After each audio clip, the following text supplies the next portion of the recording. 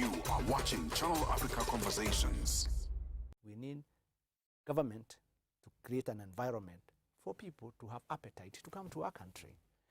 But if you look at what we are seeing in Kenya, do you think there is appetite for that? No. Hello and welcome to Channel Africa Conversations. I'm Peter Ndoro, your host, and today we take a look at the BRICS Summit 2024, currently underway in Kazan in Russia. There are 11 members now making up something called BRICS Plus, and there are now 3 African participants. Big question is, what's in it for Africa? We unpack this on Channel Africa Conversations. As we record this episode, the BRICS Summit 2024 is currently underway in Kazan in Russia, and this is the first time where new members have been admitted and are sitting at the table. BRICS Plus now has 11 members and 3 from Africa, with the inclusion of Egypt and Ethiopia. So the BRICS, significant contribution now when it's put together in terms of grouping GDP and population.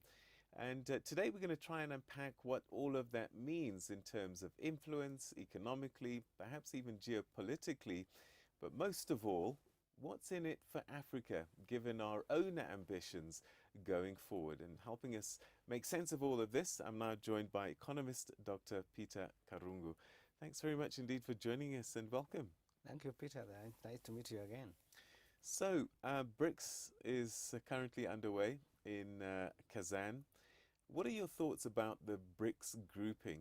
It's now 14 years plus, and it's been 5 for a long time, now 11, so it's expanding.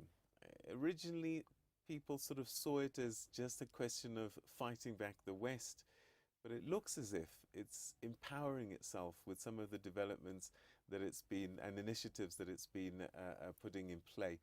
What's your take on BRICS? Correctly said, and you put it so well.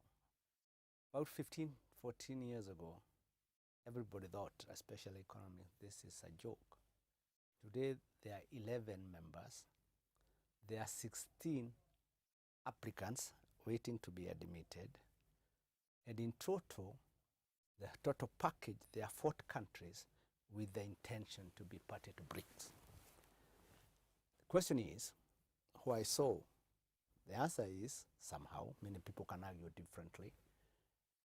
After the Second World War, the Bretton Woods system that came in, structured in lieu of managing all the dynamics that the world was facing, came up with institutions, the World Bank, the IMF, the IFC, you name them all, which then, in due of what they were seeing, I don't think they had foreseen the dynamic that would take place 70 years down the line.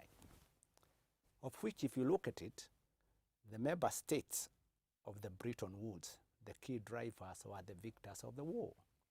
Of course, the institution that they ran, they managed them according to the system they wanted to define and what they had seen. Down the line, that is about 70 years ago, countries like China had literally no significance in number terms.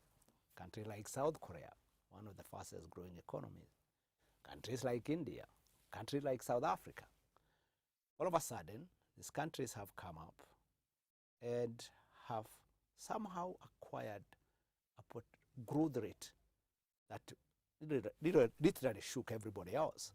We call them the tiger, the 7 tigers those days, and now we have the Chinese, we have the Indians, we have the South African.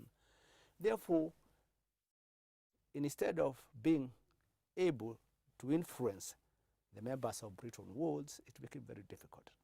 And the answer was, okay, we can have an alternative. It was an appetite for those who felt the need to be heard. Now, today, they control about 30% of global GDP. Out of about 1.4 trillion global GDP, they are sitting on 30 trillion, which is reasonable. But what's frightening is that out of the world population of 8.1 billion, 3.7 are members of the same 11 countries. So you can imagine now, in the event, they could be able to trade among themselves, and they could be able to understand the relationship, what we define in economics as the sum total of our output equals consumption plus investment plus foreign trade and the plus government. Key being consumption. That's where exchange is. So they can turn around in their own interest and grow faster than they have. So when you look at it aggregated like that, it is quite a remarkable story to tell, but it only works if it actually means there's trade happening between these countries at the level that we're describing. Africa, for example, we're a classic example of that, where if you took all the GDPs, put them together, would be wow. But when it comes to inter-Africa trade, it's not such a big story. So what is actually happening now as a result of coming together like this that's improving that economic story? I think two things. One, like I said, the higher the number of, or the higher the population, and the more enlightened the community becomes, or the population, the higher likelihood of fast growth in the country. In other words, given technological advancement worldwide, it's becoming very clear to either acquire goods at a faster rate or be able to aspire and work towards the goal, because that's, without the money you can't do much. So what happened is that over the last 30 years, the Chinese have brought into bear over 400 million people from poverty to middle class. India, less the number, but the more you pull people from levels of poverty to middle class, then the higher the consumption. The higher the consumption, the faster the growth. So it's really working at a rate that people are not even able to catch up with. Now, Africa is a unique place in many ways. Unique in the sense that, yes, we have the population. Yes, we have very astute young people. But frankly, our politicians have never been brought to bear to understand that they are key to our people strengthening or able to compete and also be able to think very long term. Our politicians, in my view, I'm sorry, are always engaging in negativity or in empowerment of their own. The sacrifice of, please, with respect, of Akina Nkrumah, Thabo Mbeki, Akina Mandela, came and faded very quickly. But I hope we are seeing that, whereby our youth are saying, maybe we can afford to have this system whereby politicians are there to empower financially themselves, rather than to sacrifice for others to find opportunities. And therefore, it's a debate for another day. But I must argue that the political discourse in Africa has been very negating for a very long time. Are we seeing investment flows into Africa as a result of our representation? Initially, it was just South Africa, almost carrying the flag for the continent. And South Africa was always careful that at these summits would say Africa rather than South Africa. Egypt and Ethiopia have joined the party now.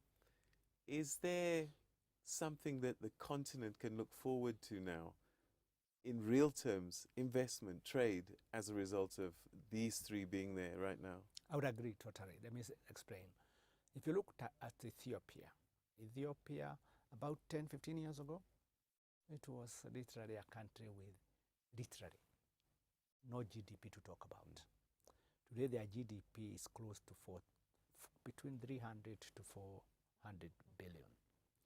That is growing. Actually, to be specific, it's about 300 billion. Now, what happened? There came one leader who I don't want to mention his name, of course, because I'm not a politician, who came up with a model of empowering rural development. Remember, like I said, most Ethiopians live in rural setup. Moment you empower the rural farming, the rural coffee, then you ignite disposable income that again cycles and gets a growth of the economy. South Africa, of course, had the potential to be almost a 700 billion GDP country. Unfortunately, again, and with respect, the masses were denied opportunity because we are polarized. We are white, we are Indian, we are this. We don't tap into the potential of diversity. And that's why we can never hit a growth rate of 10%. That's a dream. If we do 4%, we are doing very well. But a country like Ethiopia had recorded 11% growth rate for more than 5 years. Then you can understand what's going on. So I see now hope. With the system that we are seeing more hope after what we, after Gupta's demise, we are hoping things are turning for the better. And they are, and I hope they will. And we are projecting, economists are seeing a growth rate in South Africa of 3% by next year, latest.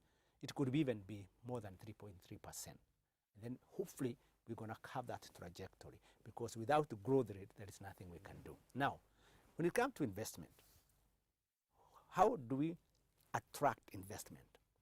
Investment are attracted because of the potential to have long-term goal to make money. You don't want to come in, jack money and make money. That's not the world we win. We need stability. We need government to create an environment for people to have appetite to come to our country. But if you look at what we are seeing in Kenya, do you think there is appetite for that? No. So then we can't blame the Chinese when we ourselves are the one who are causing our youth to start saying we would rather die rather than continue with this. Until we stabilize that and we start saying, look no more for yourself, look more for longevity of generation to be, including your grandchildren, we can go very far. Do you think that the BRICS members, all 11 of them, are equal members, or given the size and the nature of the economies, that they're not really equal, they're equal maybe in name only, and that the Chinas of this world possibly are BRICS? I think, to put it this way, there is two things that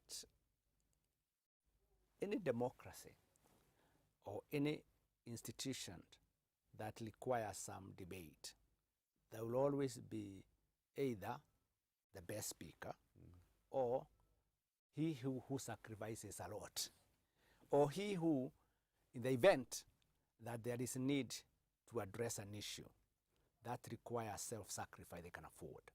In that case, we can argue, the more you can contribute, because we want to grow the economies worldwide, then maybe the little bit more power you have. I don't know the structure of voting in BRICS, but at the moment, I think the founding members, I think they were voting on 1-1-1 per country. That's what we thought they were doing. I think as the members come, there will be a little bit, I'm sure, there will be another model they may implement. Will it be better than the Bretton Woods or the United Security Council? I hope so, because we can't have some of these institutions whereby one member state can decide against all. I hope BRICS will not follow that route. So I'm Ethiopia, I'm Egypt, I'm South Africa. In fact, let's start with South Africa. How has South Africa benefited from being a part of BRICS in real terms? If I'm sitting in Soweto, my name's Jabulani Moyo, how has my life improved with South Africa being part of BRICS? It will be a very indirect way of understanding how the beneficiaries see the benefits. One of the ways to understand this is that if you look at it, I looked at the statistics between 2014 and now, the BRICS Development Bank have pumped in $100 billion investment in infrastructure investment in sustainable, they are calling it sustainable development, and mostly infrastructure. They say, in the last 8 years, they have released 32 billion into different institutions within the country, within the member countries. The figure for South Africa, I couldn't get it exactly, but I know that there are funds that are flowing in, particularly into what we call our development institution, like the development bank. I don't know whether it is getting it. So it is an indirect investment that you get soft loans, very soft loans, 1%, 2%, with a goal to empower the people.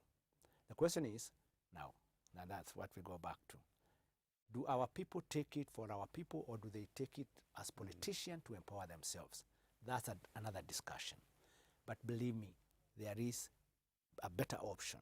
If I take you back in the days of structural adjustment in the 1980s and 90s by the World Bank and the IMF, literally most African countries went backward. Of course, you can argue they wrote off after the fact because they were superimposing development model into countries. I was an economist very active in the United States, but you could see the model they have would not work because it was not rooted like some of the NGOs, they do it. But I would argue that if BRICS is going to be able to go as far as it wants to go in lieu of developing humanity across the board, they need to think of models to empower the poor, and therefore is poverty up rather than politician here, the rich elitists here, and the poor expand. And I think that's the model I hear the Chinese want to see. There's been talk about a new order of things, payment platforms. Russia very keen and has been driving this, given what's happened over the Ukraine story. And they're talking even cryptocurrency perhaps as a way to trade local currencies and anything to move away from the US dollar because it can be politicized. Is it doable?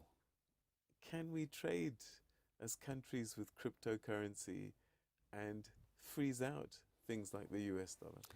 If you recall, up to 1973, during Nixon's time, the commanding numeric currency was gold.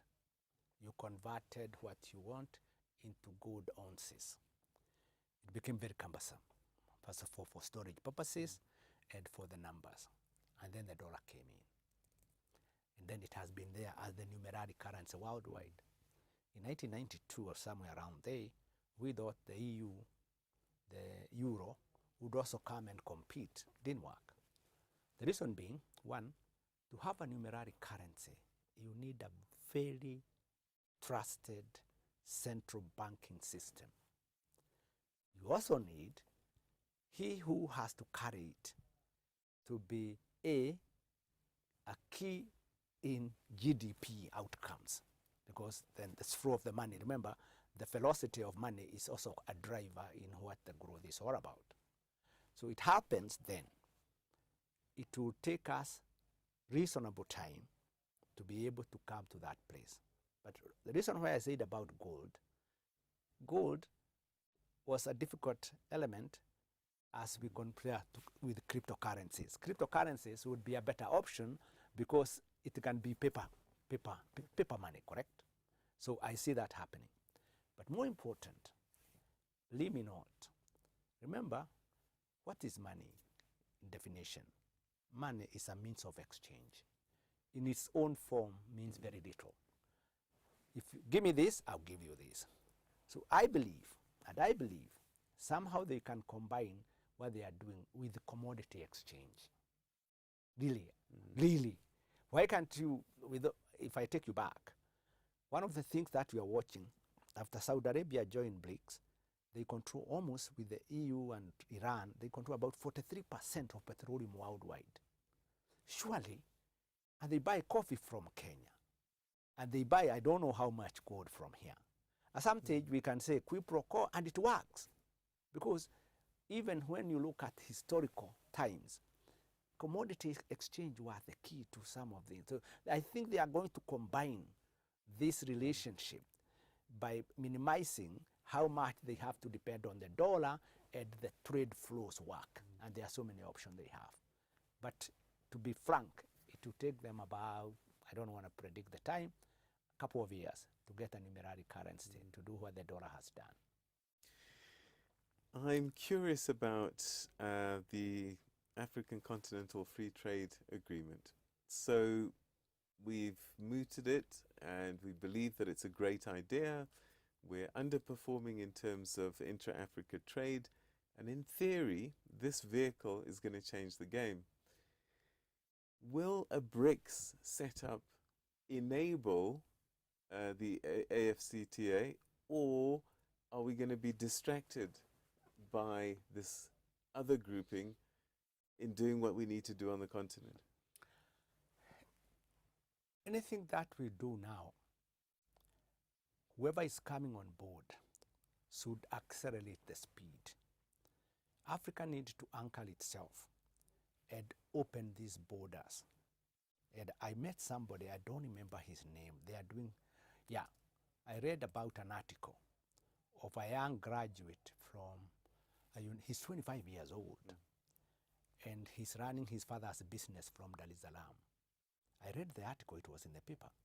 He says he has 8 tracks that crisscrosses Zambia, Malawi, Zambia, Malawi, Tanzania, DRC, and which other country? Zimbabwe. Yeah. And guess what he said? The reality of free trade is real. The speed at which the tracks are crisscrossing has improved tremendously. And I'm on the record saying the speed at which Africa will grow will be tied to how fast we let mobility of goods among ourselves. And once that is done, you're going to see products reaching us very quickly. You can get vegetable grown in Zambia being eaten somewhere in Nairobi. Does BRICS enable this, though? It will. That one I can give you. There is a commitment on the team I have spoken to here, and especially our president, that people are tired of talk. People are saying that. And I'm saying this with respect, whereby we are saying politicians will do their share of talking. Let us have goods flow and pay us on time, and Africa will change. What are you hoping might come out of this BRICS summit that's currently underway? I think 2 things. They will open up the opportunity for more people to come in. That's number one. Number two, they will have to evaluate the funding model. Already they have funded some project for 10 years. Now they have record to check. And that will be able to tell them how fast are we moving and how can we improve. Remember, every relationship requires time to perfect the game. So indeed, there ought to be some time when they will be able to say, now we can evaluate ourselves and what do we do, how do we improve that.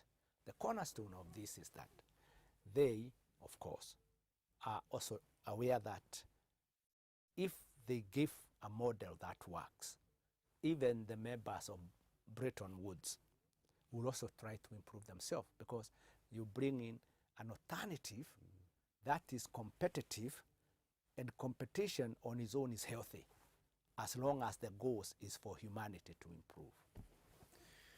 Okay, so I mean, it all sounds like a great idea, and there's a lot of encouraging things coming through. Is it a geopolitical grouping, or is there a genuine economic story that goes with it? It's both. Both in a way, in the sense that, like I mentioned, if you look at IMF, the president of IMF has to come from Europe. Is that correct? The president of World Bank has to be an American. Is that correct? Right. All these institutions, it doesn't matter. We don't have brilliant people. Of course, you can argue they were the founding shareholders, and they carry a bit of more power. Now, tell me why, if South Africa will never be able to sit on that chair, why would you not look for an alternative where you can even have a rotating chair? in their case, is stuck and stuck. That's one. The second one is geopolitical. If you look at what's happening about the United Nations Security Council, that institute is a one-man show, because if you have a veto power on anything you want to veto, then it's a one-man show who decide to veto whatever the outcome is, correct? So I think the people are realizing we need to have another voice that can be able to accommodate maybe a different scenario. That's why now you are hearing, all of us we are hearing, and I'm not a politician, I'm an economist, they are saying they want to open a permanent seat for African country at the United Nations Security Council. I don't think you would have had that there if it was not a geopolitical pressure coming from, by the way, we can do without you. By the way, we can also make decisions, and by the way, we can meet you at equal terms. That's not way to do it, but alternatively, an alternative is always a better option. How do you rate the BRICS Bank?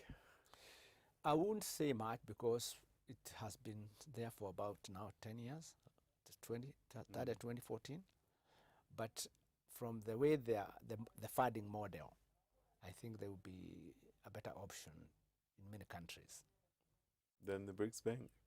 The BRICS. Yeah. I'm not saying it will be a better option than the World Bank. Oh, I see. Okay. Remember also, I took you back to what I said about structural adjustment that hit a country like Zimbabwe, the country that has the potential, was, and I still has the potential to be what we call the food basket for the continent. And when those structural adjustments were implemented, it was not.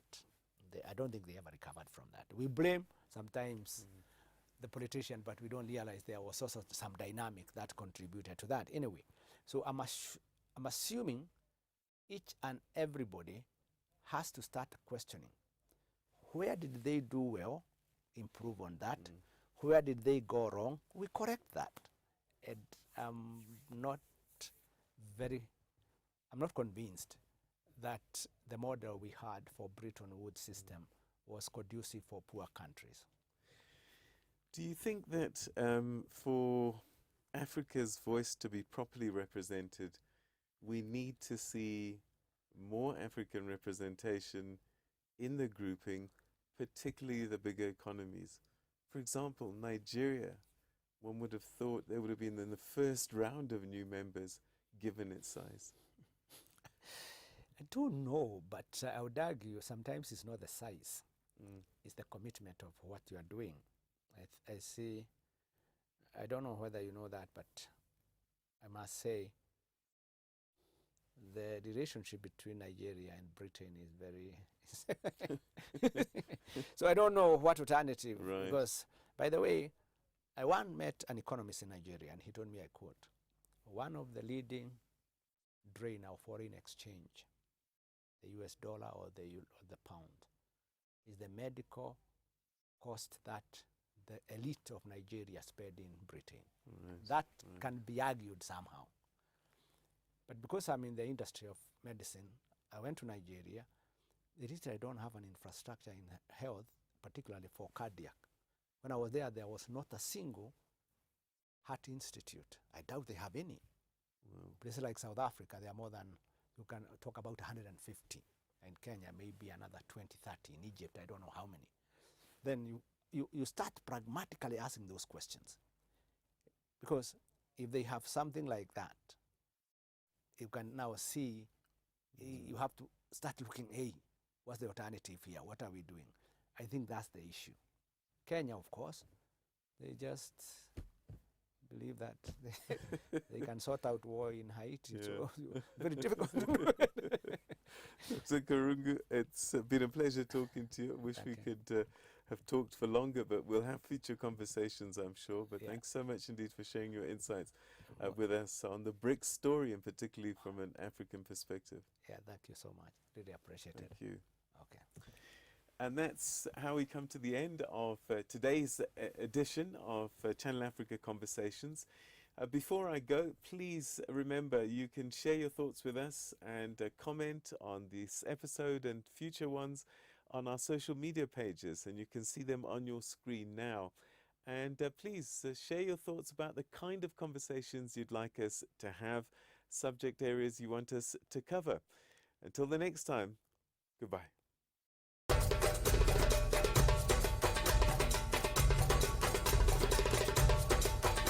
You are watching Channel Africa Conversations.